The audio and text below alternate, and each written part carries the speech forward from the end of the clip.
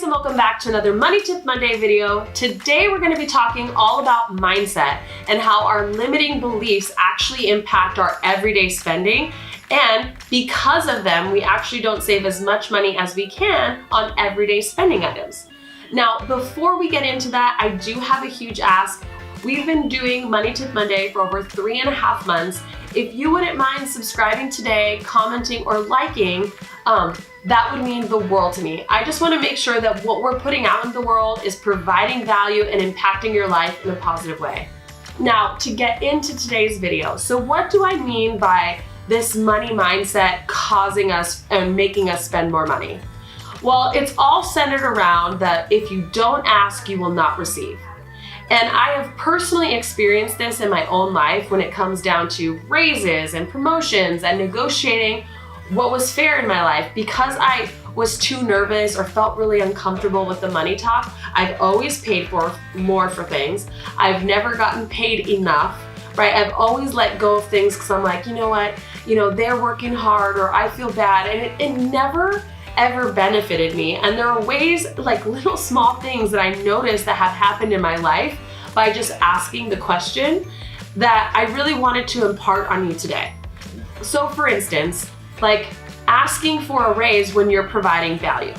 If you are somebody who is an asset to a company, so somebody who works super hard, always goes above and beyond, brings referrals to the table, brings new ideas, you are an asset. If you are somebody who comes in from 9 to 5 and does your job and nothing else, you're a liability, okay? But when you're an asset, guys, you can always negotiate for the value that you're bringing in, because you're already bringing in so much value, you pay for your own job. So the more value you provide, the more you can negotiate, and never be afraid when you're an asset to ask for raises and bonuses and whatever. Now, the second way that our money mindsets limit us are on banking fees and credit APRs and things.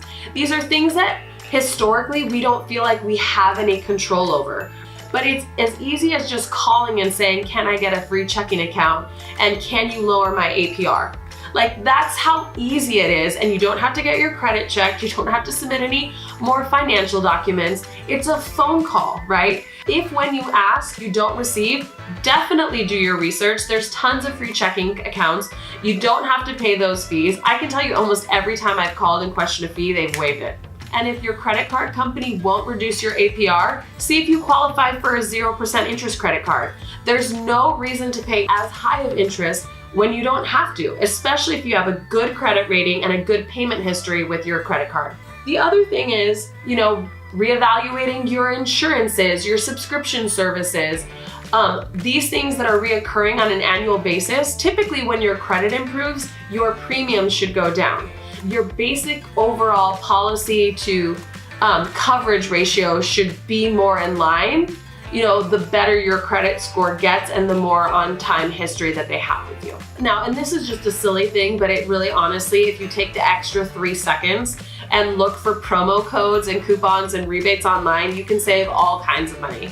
I actually got this tip from a mom blogger and thought it was genius. I was like, oh my God, now before I make an online purchase 100% of the time, I Google search if there's a promo code or a coupon. It has saved me hundreds of dollars, and I promise you, just thinking, can I get a sale on this? Can I get a coupon? Is a money mindset shift now that I have changed permanently in my life, and I hope that you do too. The final thing I will talk to you about, because this is something that's near and dear to my heart, but it's how you negotiate real estate. Okay, there's so many different ways for you to negotiate real estate to get your closing costs covered by the seller, which reduces your overall, cost to purchase. And one, it takes getting the right real estate agent that's willing to negotiate those terms for you. And 2, it's understanding your market and how you have to go in. Be reasonable, but don't be afraid to ask, right? Don't be afraid to deal with a professional and have them help you negotiate a deal that's gonna reduce your out-of-pocket expenses.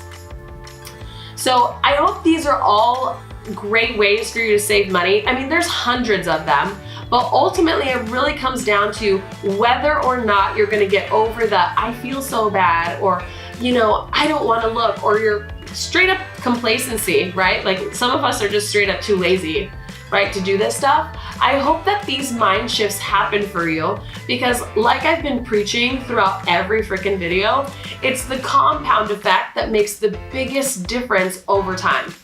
It's like, we want all of these like get rich tomorrow, have $5,000, but it's like seriously, it's a lot similar to like my weight loss journey, right? I wanted to have lost like 50 pounds already. And every 2 weeks I'm like, no, it's 2 pounds, 2 pounds, 2 pounds. But guess what? By the end of the year, I will be at my goal weight.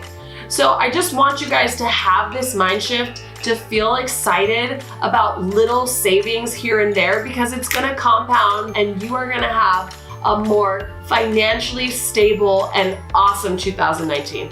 Oh guys, before I forget, I'm not going through puberty and I don't have Phoebe's, sexy singing voice. I literally am allergic to Arizona at this time. And so I apologize for the raspiness, and I feel that next week I will have acclimated to the beautiful weather here and you'll be back with another jam-packed and energetic Money Tip Monday. Smelly cat, it's not your fault.